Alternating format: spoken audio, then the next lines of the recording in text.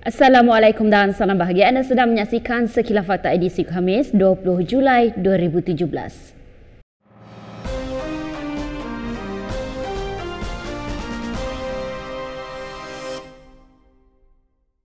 Setiausaha Agung UMNO Datuk Seri Tengku Adrinan Mansor hari ini melahirkan rasa hairan dengan tindakan Tun Dr. Mahathir Mohamad yang dilihat sering mengganggu kerajaan.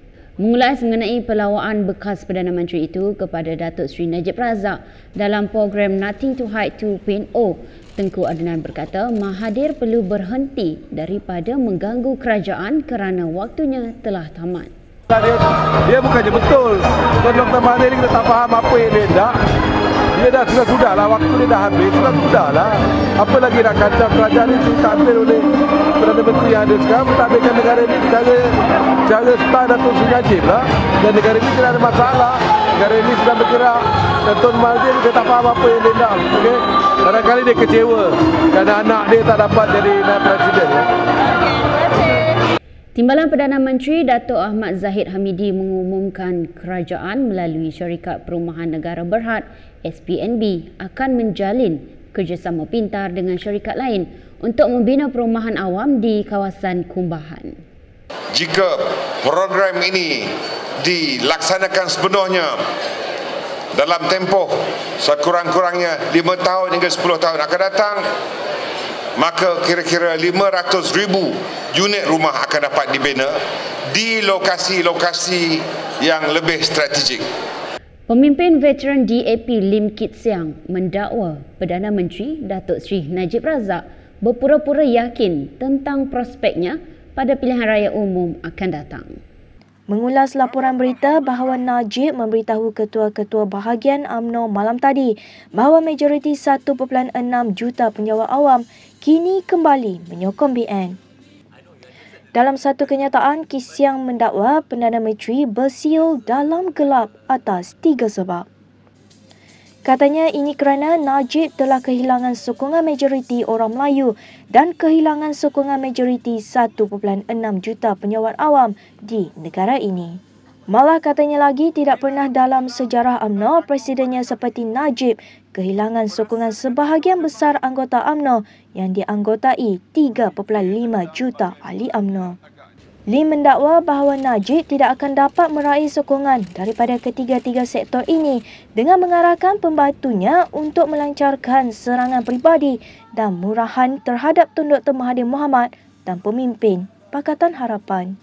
Pemimpin DAP itu merujuk kepada kenyataan Setiausaha Akhbar Najib, Datuk Seri Tengku Sarifuddin Tengku Ahmad yang mendakwa bahawa walaupun Mahathir adalah pengerusi harapan dan menganggap dirinya sebagai top dog dalam gabungan itu, DAP dan Lim yang sebenarnya berkuasa.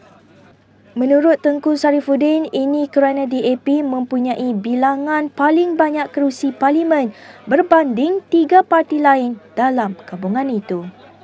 Kajian selidik dijalankan oleh NGO Involve mendapati pengundi 5 kali lebih risau mengenai kos sara hidup berbanding skandal rasuah seperti 1MDB. Gabungkan 3 isu pertama tadi iaitu kos sara hidup, ekonomi, pekerjaan dan gaji. Dan kemudian kita bandingkan dengan isu penyelewengan rasuah dan skandal. Responden yang menamakan isu-isu ekonomi rakyat itu 5 kali lebih banyak ataupun lebih besar daripada responden yang menamakan penyelewengan dan rasuah dan skandal sebagai isu terbesar. PAS mempersoalkan apakah bekas Perdana Menteri Tun Dr. Mahathir Mohamad sudah meminta maaf atas segala tindakannya semasa berkuasa dulu. Ini kerana parti itu menganggap pelik apabila Mahathir mahu menjadi wira reformasi di negara ini. Dalam satu kenyataan, naib presidennya Idris Ahmad berkata, masalah yang berlaku di negara ini sekarang adalah hasil anak susuan Mahathir sendiri. Mahathir kini menjadi antara pengkritik tegar kerajaan Datuk Seri Najib Razak dan baru-baru ini dipilih menjadi pengerusi Pakatan Harapan. Kata Idris, segala kesalahan yang pernah dilakukan Dr. Mahathir boleh disucikan apabila ahli politik veteran itu duduk sepentas dengan pembangkang untuk agenda peribadi. PAS bagaimanapun tidak menjadi sebahagian daripada komponen gabungan pembangkang itu, sebaliknya bergerak sendiri dengan menjuarai amalan politik matang dan sejahtera. Dilihat tidak lagi keras dengan BN, Idris pada 16 Julai lalu mengingatkan PAS masih lagi sebuah parti pembangkang. Baiklah, berita itu tadi mengakhiri sekilas fakta edisi Khamis 20 Julai dan jangan lupa layari laman kami di www.kinitv.com/bm untuk mengetahui berita selanjutnya. Saya Grace Aisyah Kedayan, jumpa lagi.